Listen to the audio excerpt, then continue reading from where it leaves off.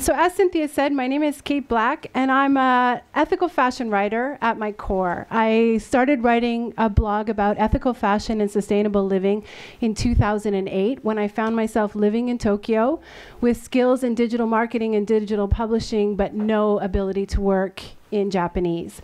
So it was time to do something that melded my passions and my skills. So I started a daily eco-fashion blog to write about designers and products that I thought were amazing.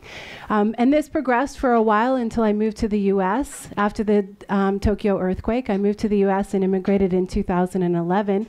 And then I ended up here without permission to work. So I had to find all these ways to keep active without raising the suspicion of the IRS. So I put the blog. I have a green card now. I'm fully green carded. But in the meantime, I launched EcoSessions because I thought, okay, the blog is one way to communicate, but now that I live in this vibrant city, I speak the language of this city, we can now start to have these conversations in person. So EcoSessions started as a way to bring communities like this together and have consumer-facing events so that these amazing stories and these products like Tara's sweatshirts, that consumers could hear the backstory and actually fall in love with what ethical production is. So when I met Cynthia, we decided that it was time to maybe do a B2B event. So that I don't think are there any just consumers here? Is everybody work in fair trade? What do you girls do? Oh, nice. Studying fair craft and fair trade?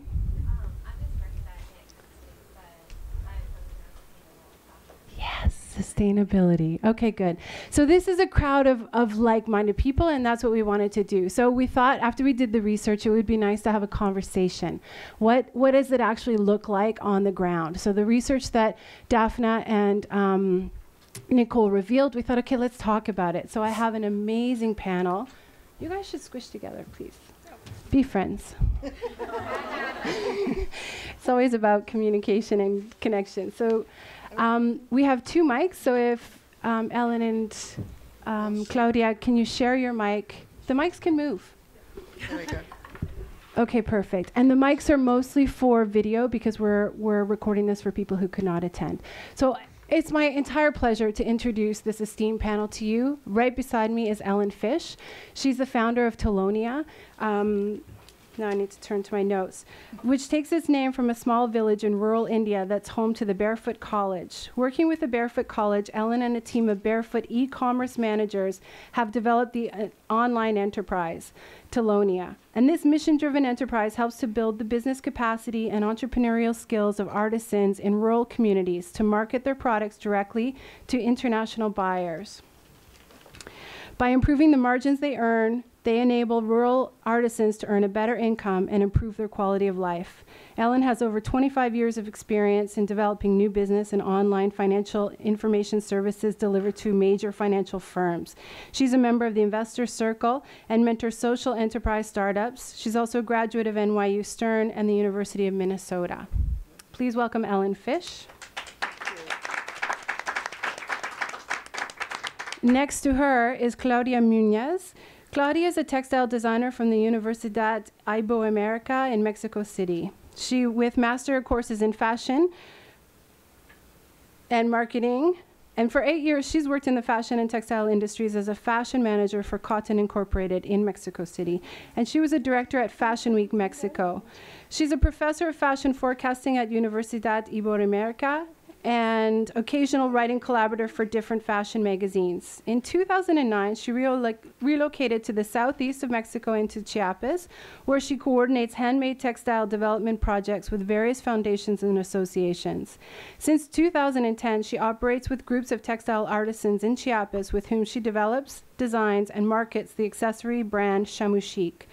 Alongside her craft accessories company, she also serves as director in the textile area at Impacto NGO, where she develops productive projects with groups of artisans in Los Altos region of Chiapas. Ladies and gentlemen, Claudia Muñoz. Next to her is Luna Lee. As a human rights leader and a member of the social consciousness team for Eileen Fischer, Luna supports the company's human rights work in its supply chain. In her role, Luna helps expand the company's human rights program, going deeper and wider into the supply chain. She's launched innovative programs such as cell phone survey of workers in India, brought trainings on human trafficking and ethical trade to company employees, and held worker video contests in Chinese factories. Ladies and gentlemen, Luna Lee. And last but not least, Catherine Shimony. Catherine Shimony is the co-founder and co-president of Global Goods Partners, that I refer to as GGP, a nonprofit social enterprise dedicated to creating economic opportunity for women artisans by providing access to the U.S. market for their fair trade handmade products from more than 20 countries. Prior to launching GGP in 2006, Catherine was the director of grants and emergency response for American Jewish World Service since 1998. Catherine's a member of the Board of Commissioners for the Women's Refugee Commission, a board member of Brother Sister Soul, a West Harlem youth organization, and a member of the Council of Foreign Relations. She received her MA from Johns Hopkins School of Advanced International Studies and her BA from University of Michigan, Ann Arbor. Ladies and gentlemen, Catherine Shimony. We listened to the research about fair craft. We listened to Daphne and Nicole talk about what the survey respondents did. I just introduced your business, but can you please talk a little bit more personally about what fair means to GGP and how the concept is applied? Sure, my pleasure. So I think, what comes to mind first when I think of fair and fair trade specifically, it's really about the type of relationship that we have with our partners overseas and also our clients. It's about trust, it's about openness, transparency. I mean, all these concepts have already been talked about this afternoon.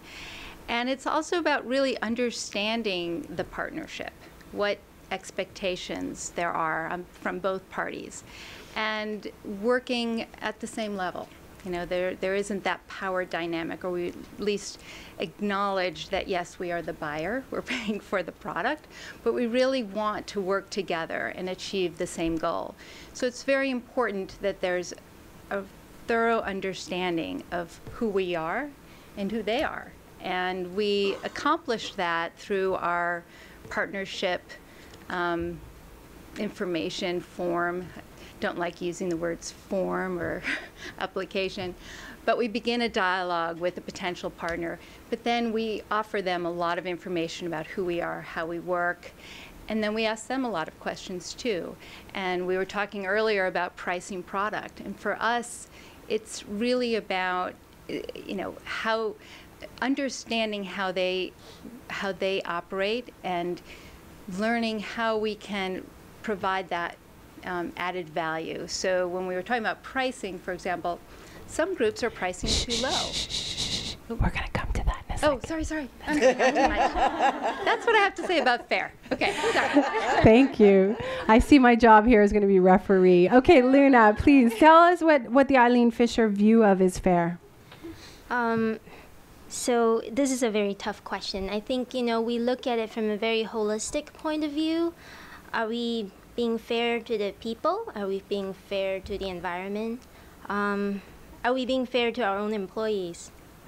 So I think it's from the most direct sense, based on my work, which is human rights. I think fair means that workers are socially and economically empowered. I think fair means that we are able to empower them in those two ways, that they are able to achieve happiness and elevated livelihood. So that's what fair means to me, and I think that's what fair means to Eileen Fischer too. Thank you, Claudia. Yes, the fair concept to Chamuchic is that all through the chain of producing and selling art crafts, every person involved in this whole process obtains a satisfactory result, both in the quality and the economical sides. And for us in Chamuchic, we apply this concept, paying fairly to the women we work with, also our employees, and sustaining a level of quality in our product so that everybody is satisfied with the whole process. Are we going down? Yep. Great. I think fair for me means everyone gets paid, and that reflects both the artisans as well as the volunteers. The interns working with me get paid. Everyone gets paid something. The ambition is we actually get to real wages for everybody. So we're not, well, anyway, everyone gets paid, everyone's treated with dignity, everyone has a voice. So there's input from anyone and everyone in the organization. And I think that sense of fairness is something that I've carried throughout my business career. It's not just this sector. That's how we need to be treating each other. Great. And I didn't do very good introductions of your businesses. So, Ellen, can you just talk about how big your business is, which countries you're, and further on down, like just give the audience some idea about the breadth of business that you're doing in this sector? Sure. The initial partner, as you mentioned, was the Barefoot College. They're in Tilonia. We run Tilonia.com. It's a micro enterprise. Over the period of time that it's been up over the last decade, there's a team in Tilonia that I've trained. They actually do the day-to-day processing. So Pukar Mal, who is, son of a goat herder in rural Rajasthan, is our e-commerce manager. That model is something that we're working to extend. So I'm working with 8 or 10 different artisan enterprises in India and Mexico, all with different sizes and scales, different challenges. My job is business coach, and let's figure out what you need to grow. So it's business capacity development, entrepreneurial training. Friends of Tilonia is structured as a nonprofit, primarily because B Corp, the for-benefit corporation structure didn't exist when we got set up, but it's a social enterprise in my mind.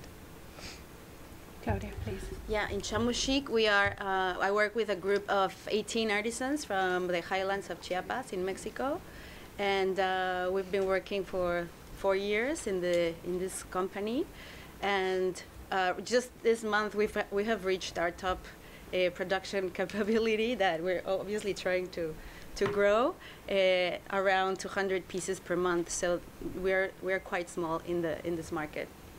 Thank you. Luna, can you talk about Eileen Fischer's work? I'll try my best. So we are a women's clothing company based here in the U.S. We have about 60 stores, mostly in the U.S., with a couple in Canada, a few in London, and we're just over $400 million in sales, and we manufacture our products in 12 countries last year. I think it will be the same this year. And we have, a preliminary head count of workers of over 10,000 direct factories, so not including the others. Wait, before you pass it on, can you talk about where you work with artisans or where you've started to work with artisans? We work with artisans in India, in Japan, and then there are some discussion about what artisan really means, because we're finding that people internally are defining artisanal vendors differently. Some look at it from has to have a traditional craft and culture piece.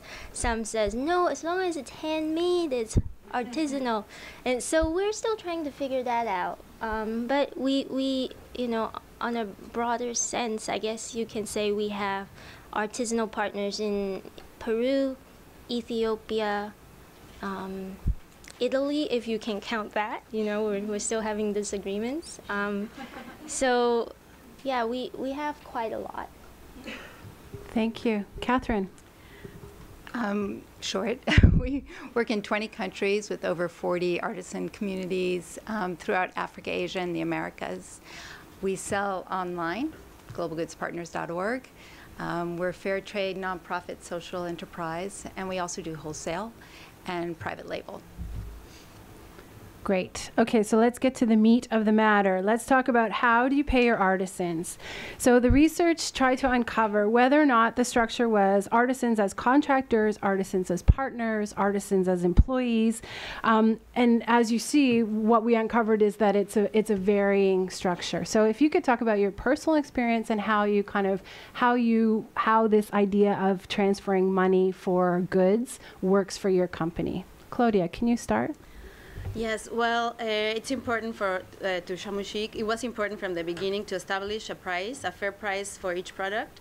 And we got to do that, analyzing the hours of work that were required to producing each piece.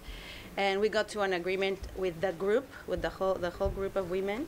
And we pay timely and completely when they deliver. So that's also part of our principle. And we based our value of hour analyzing the economical minimums of the region. And we basically came to this number that I don't know if we are going to talk about that later or now. You can talk about the number. Okay. So we basically analyzed the minimum wage of Chiapas, which is around $4.8 the day. That means 0.6 the hour. That's the minimum wage, and we just didn't agree with that number because it's so low, and we believe that the work the artisans do is like way more valuable than that. So we almost double it, or even more. So now we're paying. Well, it's just that the dollar exchange is now changing so much that I don't have the exact number. But what we did is we reduced the hours per day to 5. That's the top that they can actually work, and we're paying around $2 the hour. No? So that was our first benchmark.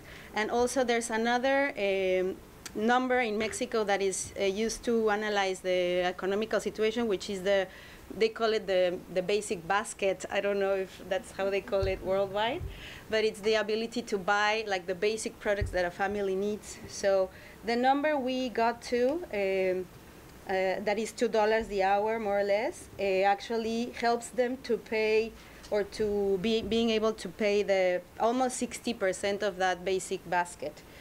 We couldn't go any higher than that number because it makes our product totally out of reach or out of market, especially in the global scene. No, so that's something that we worked collaboratively with the group so that we got to this number that is both satisfiable to them and us.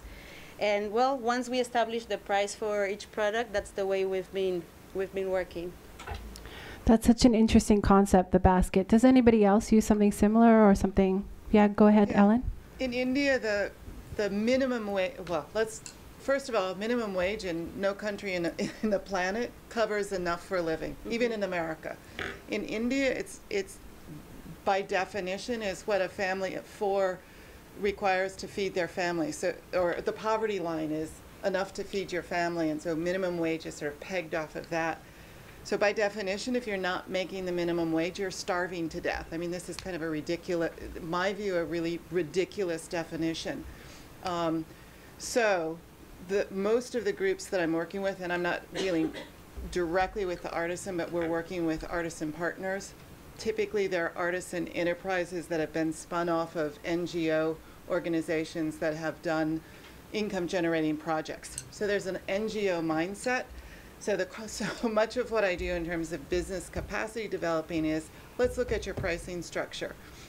There's cost, and so they have the costing of materials. They have sort of the labor and the price, and then a 10% overhead, because that's the NGO model. It's like, okay, guys, we need to make this at least 50% more.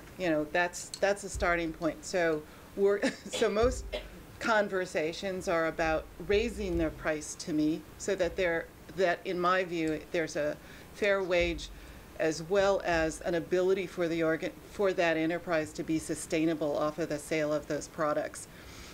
Within the wages, the enterprises, many of them are structured as artisan trusts, which in the Indian legal system, which in our view would be a cooperative, but that has a different connotation in India, but a cooperative structure, and the management team of that and the artisans typically are setting rates per piece as a collaborative, as a collaborative exercise with the goal to have it be so many pieces with enough to make in a day, that they translate to sort of a daily wage that's a living wage. So it gets, so for me, going back to sort of the artisan toolkit, in terms of profit, I can remember sitting around and having conversations about, okay, we need a bigger profit margin. It's like, oh, no, we can't take profit off the workers. And it's like, okay, call it something else. Let's call it worker benefit margin, because that profit is necessary to fuel the business, to grow the business, to be able to sustain and employ more artisans. So I could go on and on. Yes, you could, and that's really fascinating. And so, Catherine, can you add like where you are similar and what kind of differences happen at GGP? So very similar to just what Ellen described. I think there are times where it's very difficult to understand what is a living wage in the context of a particular community, particular country where we work. And so we during the dialogue prior to partnership, we ask those questions. So we ask, how much does it cost to feed your family? How large is your family? Education, are there school fees or school uniform fees? What's an average salary of a teacher in your community? And so we're trying to begin that discussion around wage, which is really important to us. And then, of course, we ask what's the minimum wage and other questions. And then we factor all of that in. And like Ellen, we do find, I mean, all of our artisan partners set their own pricing, but we do find when we sort of peel the layers back that they're making mistakes, that they're not taking into some very basic elements of the equation. And it can be, having to do with wages, or it can be transportation costs or raw material costs. So that's part of our whole process, and it's a process.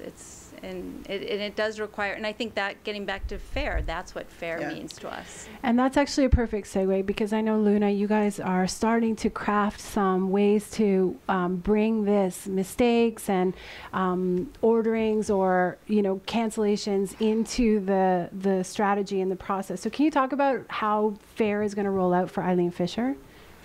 Yeah, I think we're looking at it from multiple angles. To be honest, I feel like we have less transparency between us and the artisan compared to you guys. There are many people between Eileen Fischer and the actual artisan. And but we're starting to ask questions, and there's a lot of discomfort. There's a lot of hesitation in telling us what are they actually spending on what. So we're doing a cost evaluation starting with one supplier, but we're going to slowly try it across the board as well, building in fair wage calculation into style by style. And in this artisanal community that we just started a project in, we're doing time and motion study to know what each style should actually cost. And we also have been educating our sales team and merchandising team on giving specific attention to certain artisanal products. If you want something to be successful, you can't just engage the designers in making a beautiful product. It actually has to sell. And we also, work on other things, knowing that artisanal work is a lot of times seasonal work, and how does that actually sustain them over the course of 12 months. And we are a little more sensitive now because people internally are aware of the vulnerability of artisans. There is a bit more of a pushback if our customers, we're 70% wholesale business. So when our customers place an order, initial commitment, and if they were to want to cancel afterwards, we will push back. And we will try to also now explain when they place the order with artisanal products, this is an artisanal product, we will push back if you try to cancel. if we can't persuade them to not cancel, we will buy it ourselves. But of course, we just started this, so this is still very new. And we also provide some advance payments to artisanal vendors because of capital issue. So same things Eileen dealt with when she started the business 30 years ago. Yeah, of course. I think those are two pretty important things in terms of the mindset of the industry. One is the advance payment to the artisans, and I think that's pretty important. You know, you can't expect it. To my view, it's not fair for a large corporation to expect a small artisan enterprise to foot the credit for you. And so that's that advanced payment is something that we provide and we do. And I think that funding aspect is one of the aspects of growing enterprises. The other aspect of that is also quality control. Who pays the price when it's wrong, right? If the weave is wrong, or it gets delivered late, or there's a snag in the for Tilonia, I take the, like if it's, we stock and ship in Tilonia, like I'm not growing a U.S. enterprise, we're growing a team in Tilonia that are from the communities that we work with. So we stock and ship directly to U.S. customers. Returns come to us if there's a snag, a smudge, a pen mark. Not that that happens, so it's like we're all the time, but it happens. We have, we've worked on quality control. That comes back to us. So us being friends of Tilonia here in the U.S., so we bear that cost of that second, if you will. And that's, again, a discussion I've had with other suppliers and vendors in this space in terms of fair trade and organic about how do you manage quality control? Do you pay if it doesn't meet your quality spec? And I think there's a whole necessary training around that and negotiation of that space, because it's not clear cut and it's full of ambiguities. Can I add something? Yes, so, you're supposed to. You brought up quality. I think that we are starting to have that kind of dialogue with our suppliers. Like lateness, or they need more time. We're adjusting some of our timelines. Because of artisanal timeline, and especially when it coincides with monsoon season, yarn doesn't dry, they cannot weave. So all of that. And then in certain situations, we discovered that the reason why they're making a lot of mistakes is because they cannot see, because there's not enough lighting. So there's like the eye health and the infrastructure, lack of infrastructure, and how that all connects back to quality. And in a certain case, we noticed that there are a lot of damages, and people are it's like I don't know the design term, but they have to stitch something together and then they dye it, and then they have to rip out that stitch, right, to open it up again. But when they rip it out so fast that it's damaged. They damage the product. And people were wondering why. And then, when we discovered that the piece rate was really low, so they were trying to make more money by doing it faster. So if we were to pay a little more, or if we can encourage higher payment, we can encourage higher quality. So I think we are also starting to do a lot of that kind of internal communication to help people connect the dots, because then it's good for everybody. Well, and that's what that's the grapple with this sector, right, is trying to take it from small batches and try and scale. So Catherine, you've had some scaling experience distributing in Macy's, and now Claudia, you're going to be distributing in Mexico's largest department store. Can you talk about how this works and how this rolls out? Sure. I mean, particularly around quality. Let's talk about quality, and then who bears the cost of that. And is it fair? I thought you weren't going to put me on the spot. No. No. Okay, Claudia will go first, and you can capture your... No, I would like to address quality control, because it is something that we all grapple with. And we've learned, we're now in our 10th year of operation, Global Goods Partners. And at the beginning, because all of us are passionate about what we do, and so when we get a shipment that's wrong, or, dirt's all over it and it can't be cleaned or whatever, we're like, okay, we'll put it in this category, and this category happens to be our sample cell category. And what happened over the years is that category kept growing. And when you have inventory that you're not selling, it costs money.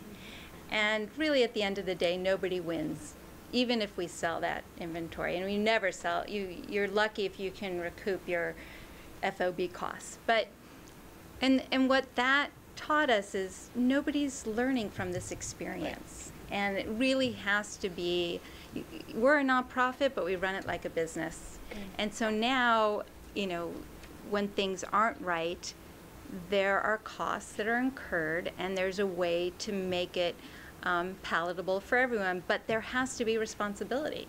And without that responsibility, they're not going to grow. We won't get to scale, or be able to have the growth pattern that we want for them. I mean, after all, we are the market access for our partners, and if they can't get quality control right, then it's just not going to happen. So we address that by putting very clear mechanisms in place, and it's just a constant attention. As soon as you take your eye off it, it starts to falter. So just and in terms of Macy's, we have we're working with artisans in Haiti. It's a great initiative that actually was started 5 years ago, and we've been partnering with Haiti and with Macy's now for 2 years. And it's going really well. And the one thing I will say about this initiative is that Macy's, as a retailer, is incredibly committed, and that's such a gift, and something that I would love to see other major retailers step in. I mean, obviously Eileen Fischer is doing that, but a store like Macy's is really making that commitment to the artisans in Haiti, and they're showing their commitment through the marketing of the product, their flexibility of the product. So it's working out well, and they're willing to learn. So yeah. Yes, Claudia, I can see everybody nodding their head in the audience about quality as a problem. So now that you're just starting, what knowledge have you gleaned, and how do you think you're going to avoid any problems before they arise? With the opportunity that we're having now, well, we've been lucky to have contact this client, which is a department store in Mexico, in a time that they need to gain this like social reputation. No, so we've been able to work with them on a business model that works both for them and for us. We negotiated payment days because they wanted to pay us 90 days after the Lieber and things like that retailers do. And we were so we managed to negotiate better, like 30-day payments and 20% advance payment. And so we negotiated with also the artisans so that they could wait for the first time for a payment not being like on the same day of delivery. And like I said, I guess this is a lucky moment for us because, like I said, this department store needed us as much as we needed them. No? Also, I think it was a good timing because since last year we've been looking for this scaling opportunity. So we've been trying to introduce us to the American market, attending the shows and looking for clients. And so far, we haven't met this like big customer that would help us on the scaling thing. But I think also the opportunity of working with a Mexican department store is that we're going to learn, and we're learning a lot. No? So we're going to be ready for when this big customer in the States comes. And regarding quality, it's also something that we talk to with the department store and tell them this is handmade, so we need to have some flexibility in terms of color variation, size variation. Obviously, there are no flexibility on delivery times. No, that's something that's really strict also for us. And so far, I think the artisans just confirmed today that they're gonna deliver even like 2 weeks before. So we're really happy because we have all this time to. Maybe if there is something going wrong, because there always is, we have time to figure it out. So, well, we have a small group, so it's easy for us to go and we live there where they are, so we can go pay visits every day just to check how they're doing, how they're going, and well, it's more manageable when you're closer to where they are also. And that actually brings us to the next point. So because you're actually on the ground, Claudia, but I know Ellen and Luna and Catherine, you all travel so much. How does your organization measure, or what mechanisms are in place to measure the social and the economic impact of this work? How are you seeing FAIR manifest? Sure. Sure. We track number of artisans we're working with, wages that are earned. We're also in the process of looking at layers deeper than that in terms of kids that, children going to school, like in India, particularly rural India, having girls go to school is a big one. And so the quality of life measures. How is the income, and part of our goal has been to create steady income. Tilonia works with a number of larger buyers who come in, get a volume, send it by container, and then, so there's a lot of activity and then it drops. We've divided up our production so that it is parsed out month over month, so there's steady production, so there's steady income. So we pay attention to that and track that, and that becomes part of the dialogue when I go visit. We're on the ground.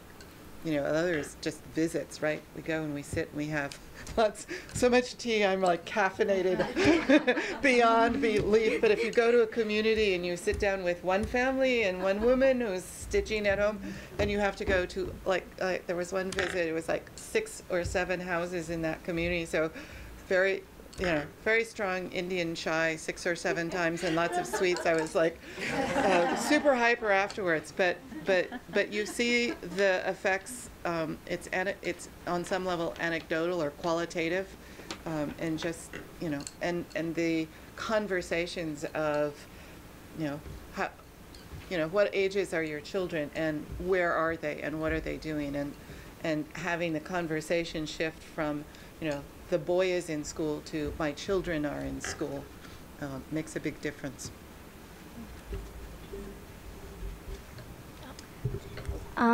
So, Eileen Fischer has been doing human rights work for a long time, but we never measured anything. Until recently, we started thinking about measuring our impact. So we've been kind of doing it because it feels like the right thing to do, but we never actually measured it, which is a shame. But if you only look at the artisanal space, it is a relatively new space to us. We have been working with artisans for maybe since the last 10 years or so. So we are forming, because sustainability is one of our 3 company priorities and social sustainability is one of them. We have 4 buckets of goals under social sustainability that we would likely start to measure. The first one we want to measure is what we're doing and how we're impacting the supply chain. So tracking certain business and design processes to see what we're doing right, what we're doing wrong, and how we can prevent negative supply chain impact from social and environmental point of view. And actually that is a rub we feel when we look at our sustainability work and how a lot of times they can potentially do well in the social space, but the environmental side is really hard. And and we like to be holistic. So how can we be okay with working with something that's good on one side but not so good on the other because of the restriction in rural communities? There's just a lack of infrastructure to manage wastewater. But that's a big environmental impact.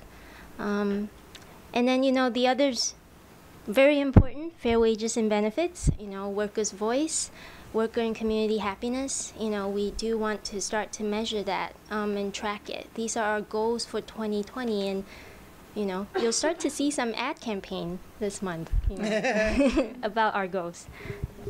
Yeah, go.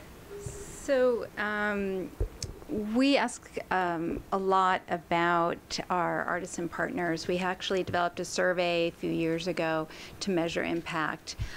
We also, in gathering that information, all of our partners have strong social missions, so they have their own community development programs. And then Global Goods Partners has a small grants program. So if one of our partners wanted to work with teen pregnant mothers and wanted to address that issue in their community, we actually, they would fill out a proposal, and we've funded reproductive health and reproductive rights training, a whole host of healthcare programs. So we combine the two. We really want to know what's going on in the communities where we work. It's something that we start to track very early on. What makes it challenging is that we're not their only buyer.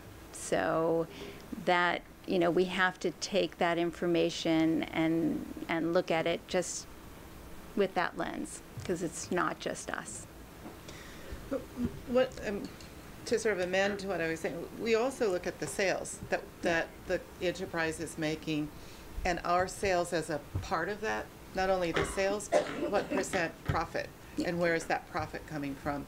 And so with Tilonia.com, that joint initiative has grown so that, you know, it's not the total sales, but it's sufficient to make the underlying craft enterprise profitable. And that to me is of utmost importance in terms of making it sustainable and able to grow. And you know, 450 women have employment because of that business. I don't have sales that support 450 women, but the enterprise does. And so if the sales they're making through the online channel make that happen, then that's part of the bigger goal. So I think it's important to see it in the context of the business operation. Claudia, did you have anything to add? Well, we don't really have any formal way of measuring the impact of our job in the women's lives, but we have observed a few things that we think can tell about it. Husbands joining our group, helping the women, sewing and finishing products. Wow. Yeah, like older generations, men wouldn't value women's work or handcraft skills at all, and now they're like starting to see it as a way, economical way for their family. So we think that's very significant. And as Ellen said, also we see kids still going to school, which is also a good way of knowing it. And well, the women, we work with a family, so it's easy for us to observe and see that they have money to pay for any medical emergencies and stuff like that. We also have like savings from the annual profits that go to this for this purpose. And I guess so far that would be the things that we can see the impact of what we do. Very interesting. Okay, I told you time would go by in a flash, so we're at the Q&A portion. So if you have a piece of paper, you sat on it when you came in, or you need one, and you have a question, we're probably only going to have time for 2 or 3. So if you don't have a question, it's not a problem. But if you have one, just hold it up, and Daphne will come and get it. So I would like to ask you ladies, in no particular order, do you think the artisan sector should have more of a responsibility towards fairness and transparency than other sectors? Do you think it's incumbent on us, because of the close work that we do with artisans, to have this transparency? I'll jump in, because this is like my favorite soapbox. It's like everybody has responsibility, right? The consumer, the producer, the supplier. We need to be conscious consumers. We need to be conscious about the choices we're making in terms of social justice, environmental impact, and community, right? I think one of the impacts and one of the pleasures for me, having come from the dark side of large corporate environment, it's important, that has a value. But there's such a pressure to say, oh, have you scaled? Let's scale this up. On one level, scale's the wrong answer, right? Big is part of the problem. We need local, we need communities, we need the resilience of those communities. And that I think is part of what we've lost in going from sort of our agrarian roots to industrialization to huge global systems. There's there's place and time for clusters of development and clusters of economic activity, and within that, our community and social responsibility within that community. So off my soapbox, but that's my answer on fairness. Well, yeah, I agree with you totally, Ellen. Like, we have to be well, everybody's responsible in the chain, in this chain of new type of commerce, and also trying to be consistent with what we believe, you know, in everything we consume and everything we do, basically. I think, you know, I think that it's not just the artisanal community's responsibility. And actually, if you ask me, you know, in certain cases, factory workers might be more vulnerable than certain artisanal workers. Mm-hmm. So I think for me, we have to look at it from the vulnerability point of view, not just from the sector point of view. Mm-hmm. Yes, a lot of times artisanal communities are more vulnerable, but that's not always the case. So I think we have to look at that, look at how much leverage we have before we decide how much can we actually do to have an impact. Yeah, and as Ellen said, we all share the responsibility, and really, who has the biggest responsibility? All of us, the consumers. I mean, we're making those decisions. We're spending our money, and it's imperative that we're educated and really understand where is the money going. And that's why education is so important, advocacy is so important, building a movement.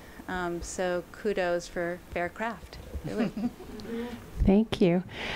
So the very first question I have has to do with local artisans. Do you think that there's a market to find artisan groups domestically, and is there a way for us to nurture that and to grow that segment at home? Sure. Everyone, go.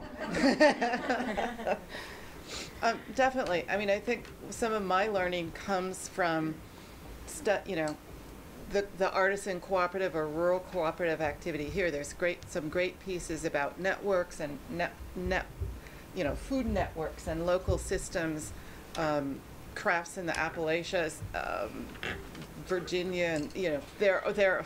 I'm trying to remember back, but there are learning examples here, and there's definitely craft production here, and there's some great little projects, well, I shouldn't say projects, but enterprises around the country that are still doing handcraft production, or whether it's pottery or weaving, or definitely it's here.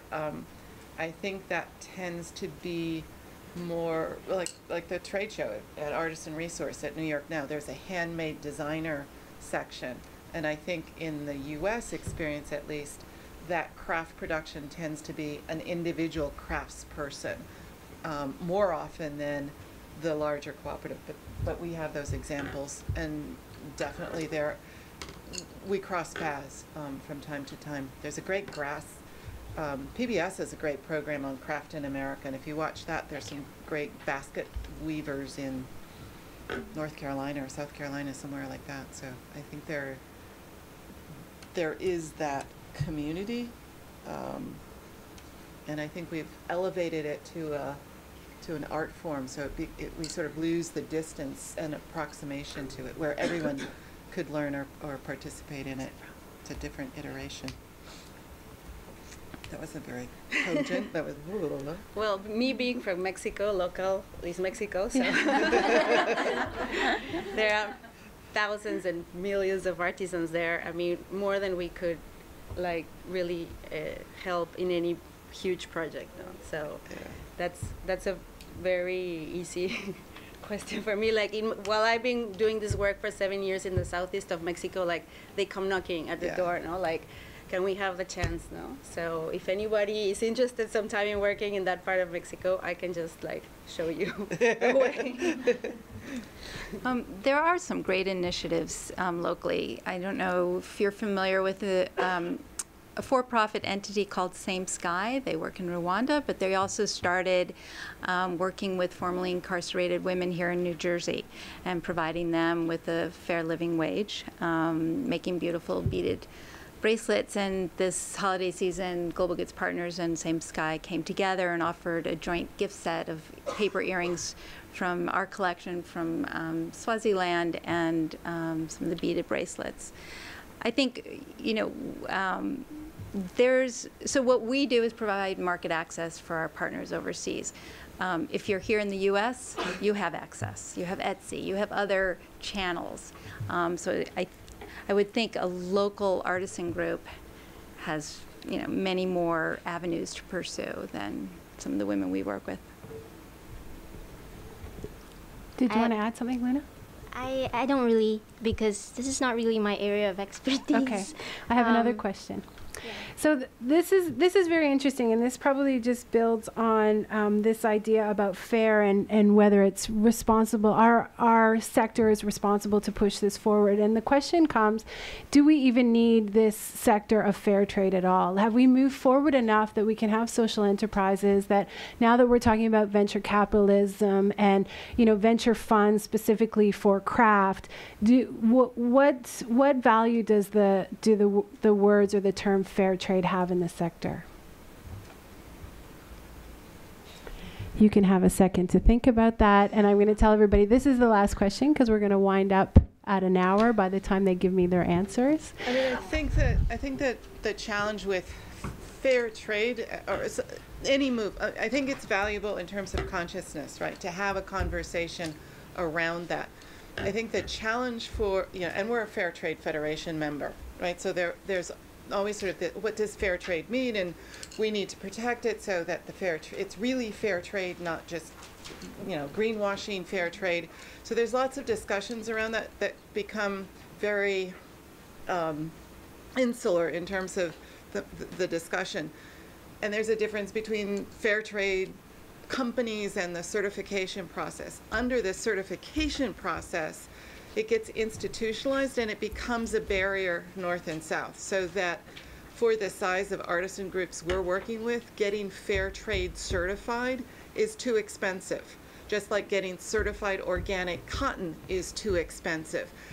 On the consumer side, that may be important in the sense of you want some assurance that what you're buying is organic, or you want some assurance that what you're buying is indeed fair trade, however you define it. But the certification process itself can become its own market barrier. And so I get very ambivalent about fair trade and do we need it, because it means a lot of different things to a lot of different people. It is applied in a lot of different ways. There's the fair trade, there's the US fair trade standards that apply to like apparel and home textile goods that are designed for large factory environments where they're doing certification, end-to-end certification. It's outside our reach. So it becomes meaningless for the context that I'm working in, other than saying, here's how we approach it. And so I think for me, it becomes much more about transparency. You want to know about what we're doing and how we're marking our product and how we're pricing our product and how we're paying, ask me, I'll tell you. You know, it's about, for me, it becomes radical transparency. Well, for us in Mexico, we don't have any like official certification, so we would like to get one, but as Ellen said, it's too expensive for us. And fairness in Mexico really doesn't mean anything, because anybody can get it or not get it. I don't know. No? Exactly. That should be our next panel. Well, that's the thing. People ask, is this certified organic cotton? It's like, certification is somewhat meaningless. You can buy the certificate. You don't have to do anything to get it. You know. And I'm not saying in India. I don't know about Mexico, but it's true. You know. It still is something. Something that I would like personally, because that's a recognition of what the work you do. But so far, I haven't found one certificate that really recognizes only that. No, it's just a matter of being commercially, like, I don't know, belong to these elitistic clubs or something. You enjoyed this. Yeah. Cool. I don't think fair trade should go away. I think it's right for certain sector, and you know, for Eileen Fischer, we are kind of we do have a lot of certifications in our products. We have organic, we have certain Oki-Tex, you know, like certain fabric, certain dye stuff, certain, you know, fiber. There is some value in it, especially when you can't see everything. And yes, there are corruption in certification process, but we have to start somewhere. Yeah. And so, yeah, I don't think they should go away, but it's not a perfect system. Yeah, I think, you know, getting back to the consumer and education, there's a lot of confusion in the marketplace. There's a lot of terminology, authentic, ethical sourced, fair trade. And for us, it's very important to be clear. We're very proud of some of our memberships, the Fair Trade Federation. I think that does add a level of understanding to the customers that come to our site. And I wish that there was a sort of level playing field and we all had the same terms and we all knew, you know, how they were, you know, awarded, but it's not like that. So the only way is for the consumer to take the time and really understand what does it mean when they go to a site and they see different symbols and, you know, where is the explanation on their site. But I don't think it should go away. Right. And I don't, yeah. Okay, good. And the last question. So you saw the research earlier, and I didn't actually ask you to weigh in on the research, but given the research that you saw, given your own experiences in the field, if we had this event next year, what do you hope is going to change? What's your dream about either what we showed you or what you think can be smoothed out for future processes? What do you hope we talk about next year? Or what do you hope has been evaluated or has gone through some sort of evolution by this time next year? Catherine, can you start us? You're always optimistic and hopeful, so I'm sure you have some view about how it's going to be great. Look, first of all, this has been a fantastic afternoon, and just I've learned so much. The survey is great. I mean, it's really getting people to talk. I mean, there are things in the survey that were new to me. I think, you know, next year this time, I'd love to see more people participate in the survey. I'd love to see more people here. I mean, this is a great turnout, but I also think, you know, there's so much power in networking, and you'll hear from Peggy later about the Alliance for Artisan Enterprise, which is a fairly new initiative of 2 years and has been incredibly helpful to Global Goods Partners just in bringing people together. And so this, you know, you do this so well. This is how we're going to educate the consumer, get the word out, have some understanding of how we can work together to build criteria to make some of these ambiguous terms a little more transparent, to, you know, highlight companies like Eileen Fischer talking about sustainability and really putting their, you know, their word behind that concept and what that means. So we got to keep going, you know. That's really the message. I think that next year we want to be at Madison Square Garden and have it completely sold out, and it's mainstream, and this debate is not about whether Eileen Fischer or whoever, it's everyone's claiming the best, you know, and wanting to make the most responsible presentation they can of their business practices globally. Well, in my case, I'm grateful and honored to be here. Thank you for inviting me. I also learned a lot from the Tara and the Spina presentations, and especially the Artisan Toolkit. I'm fascinated with it. Yeah, and bravo. Yeah. And that made me think that many efforts also locally in Mexico are made to make artisans become their own like company owners, like really motivate them into being entrepreneurial. So I think also for next year I would like to see some of them here, you know, like talking about their experiences. Absolutely. before I came here, I was actually trying to get someone else from our artisanal product team to speak on the panel. So I was talking to our designer, and, I showed her the questions that Kate sent me. And she said, one thing I'm curious about, there's seems to be no interest or discussion about the actual craft or artisanal product that the artisans are making, as if there's no value in what they're doing. I know this is a focus on just the fairness part, and but it seems, to her, it's really important. The aesthetic piece is really important. Making something that customer would love and not just extra stuff is really important. So I would love to see a little bit more emphasis on that. And in terms of what would change, change takes such a long time. In 1 year, I don't know how much would change, but I would love to see what are the trends in the artisanal sector. What are people focusing on? Are we all doing the same thing in different spaces? What are the issues that people are focusing on? That would be great. Thank you so much. I'm so grateful for everybody who participated in this survey. I think dialogue is really, when I was writing for Magnifico and in my work, I see a lot of people working in silos. So I see a lot of people doing amazing things by themselves. And it's a lonely thing. I think walking a sustainable and a fair road is a lonely road. So I always want you to feel like you have partners and you have collab partners in the room. And there's people there that are doing what you're doing. Despina's tool is open source, so you don't have to start from scratch. You can build on something that's already existing. And so my hope is that next year we have this conversation, we have more artisans in the room. It'd be really nice to have the conversation go further up. Maybe Macy's will come and we can just have like a full depth of conversation. But I'm so grateful to the Alliance for supporting us, and to Cynthia and Parsons for pulling it all together. Thank you to the research fellows. It's just been incredible. Thank you.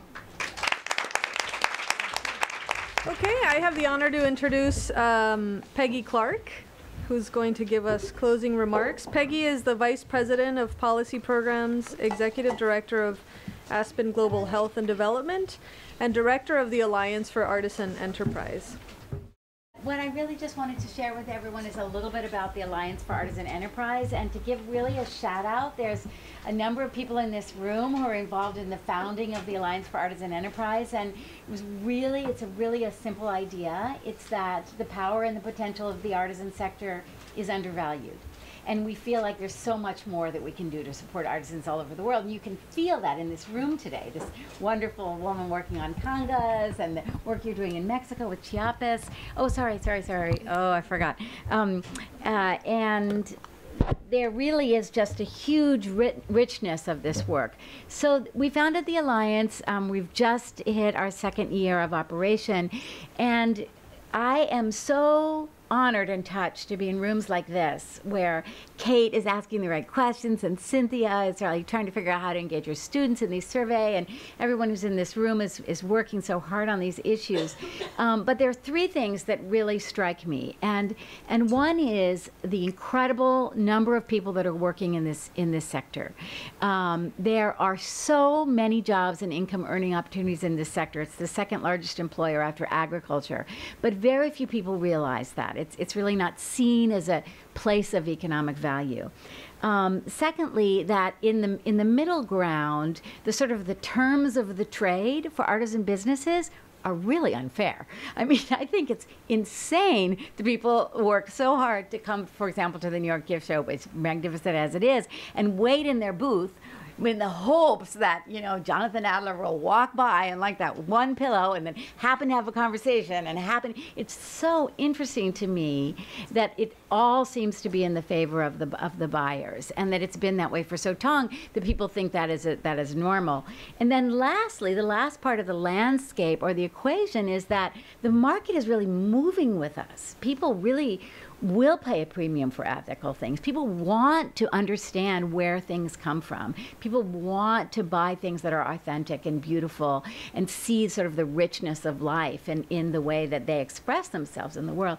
So I think what's interesting is between those 2 poles, there's a huge missing middle. Why is it that this sector is so undervalued? Why is it that the terms of engagement for many of you in this room with the global market are so fractured. So what we're trying to do in the Alliance, and we're just tiny and we're just starting and we're a member-based organization, is kind of not looking at the retail level, but a little bit at the bigger level, at the systems level. Are there things that we can do where we say we represent 50 members, they are all these, they work in this number of countries, what are some of the barriers we can address together? That's okay. So, you know, the mission is what I just said. It's really to support the power and the potential of the artisan sector, to create jobs, to increase incomes, to support culture, and to promote development that represents people in place.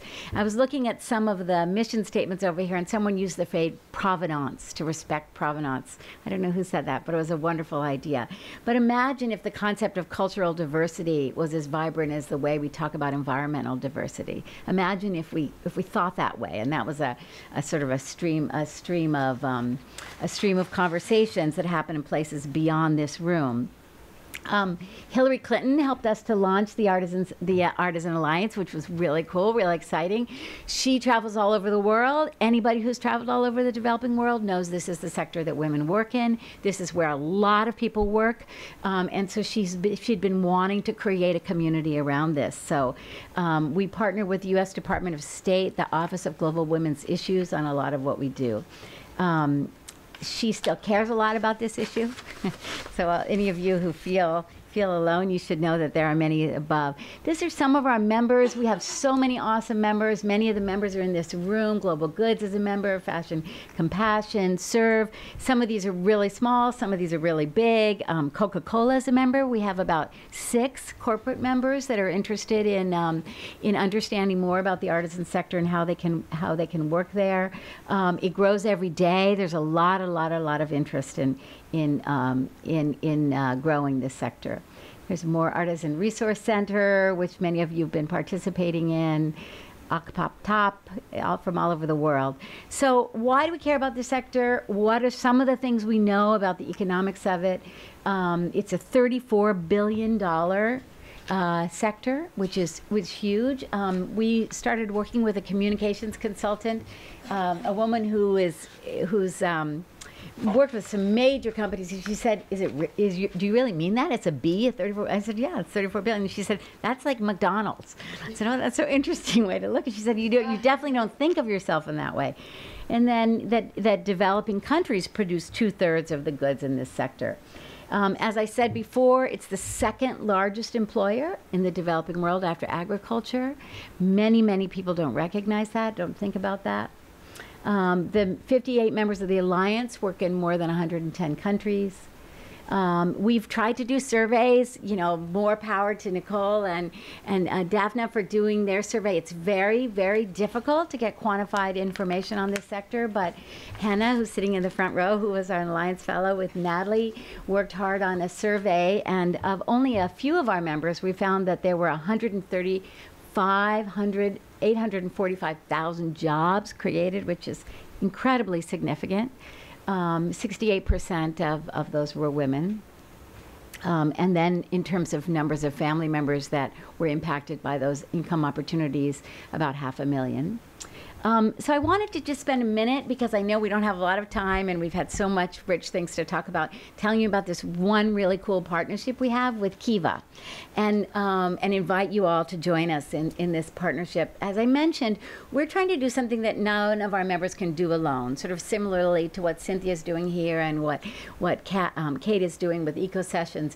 And one of the issues that we have learned a lot about is the financing barrier. Some of you alluded to capital barriers.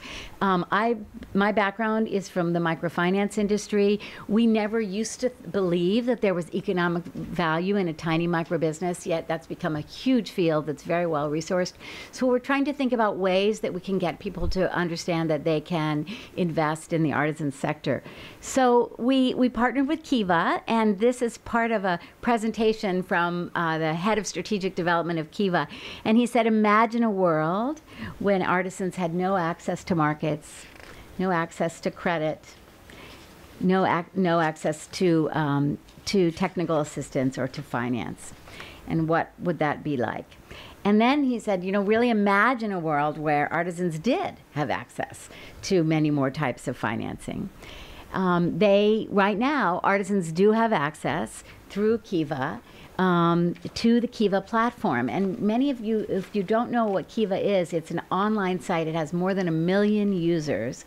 And people can become Kiva lenders, and they can give tiny amounts of money or larger amounts of money for individual loans. So these are some of the loans that are on the Kiva artisan site. They funded 14,000 artisans. They've provided more than 12 million in financing. Here are some examples of some of the loans. These are loans to artisans that are outside of the Alliance network that they were trying to find ways into this sector. The Kiva connects people from all over the world. Any given loan, on average, has like 100 different people that's lending to it. I'll show you some of our bearers in a minute. Catherine Shimony, one of her partners, was put up on the Kiva website, and it was funded in about an hour from like 140 people, one from Finland, one from Australia, one from... So it's a lovely community of people that want to support small businesses in the developing world. Kiva is huge. Kiva is really, really an interesting organization. 1 million lenders from 180 countries. They've lent $500 million to more than 1 million borrowers in 77 countries. And it's 98% repayment rate. This is one of the Alliance Kiva borrowers. This is Rangina. She runs Kandahar Treasures in Afghanistan. The loans that we have, and we've put about 5 up on the website. We'd love for any of you that would like to apply for a Kiva loan to go on our website. We have some of the materials there. Rangina works in Afghanistan. This was a loan of $6,000 to purchase 9 sewing machines to increase productivity and to provide also safer transportation to the female workers. There was a piece of that. She works with women in Afghanistan under very challenging circumstances. This is another one of our loans. This was actually, I think, was this our first loan, Benedicta? This is our second loan. She's from Kenya. This was a loan of $6,525. It helped her to purchase seedlings and raw materials to expand the agricultural components of the business and to purchase a vehicle to more efficiently transport goods to markets. So all of them are on different ideas. I think this is yours, Catherine. Is this yours? This is one of Global Goods' partners. This is Shanti. It was a $2,000 loan to purchase an aluminum shelter for outside workspace and tables and chairs to accommodate more women artisans in a larger workspace. So when we put this up, it takes us probably about 20 times longer to work with our partners to get them to feel comfortable to fill out the loan than it is to get the loan funded. These loans are funded in like an hour, and like Catherine would be like, really? You know, like really people would want to invest in our business? And they invested right away. And so we have designed this in a way where most of these loans are fairly safe and not risky, and they're based on the revenues that this business already has. And they're relatively small. We want to get bigger. We would like to try to make a handful of small business loans in the more $25,000 to $50,000 range. Some of the artisan businesses we work with are much larger. They need that kind of access to capital at a lower interest rate so that they can work with larger buyers. Interestingly, Kiva is also looking at this. They want to be able to get into larger size loans. And so internally in Kiva, they're arguing for them to do bigger loans than the usual Kiva loans are, you know, $1,000 to $5,000. They did their first $100,000 loan, and it was funded right away in like 8 days. So that was a really big surprise.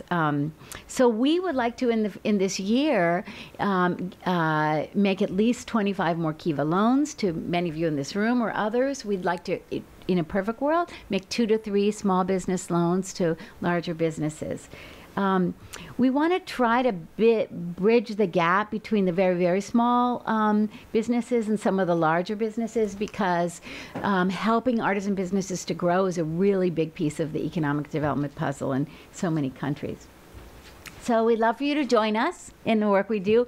Some of you have learned to the fact that we at the Alliance are growing and learning as we move along. We love to feature our members. We love to do things like this. We've done a few salons in New York. We'd love to feature some of the things we've heard about today, like the Artisan Toolkit. We'd love to allow you another opportunity to talk about that in some way and work with you to get that out to more people.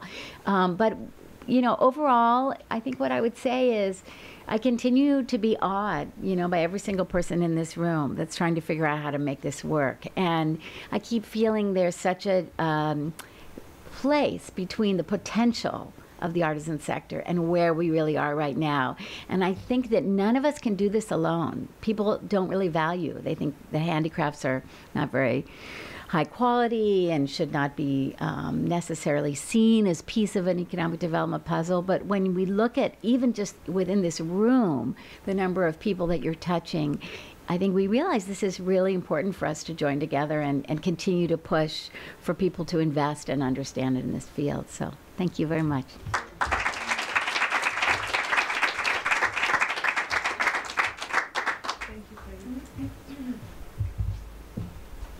Okay, well that concludes our first Faircraft event. Sounds like we'll have more. We welcome you to stay. We still have banana bread and coffee and tea, and of course the networking part that Kate reminded us so that we're not on long, lonely roads. Thank you all so much for coming, and yeah, wonderful to meet all of you.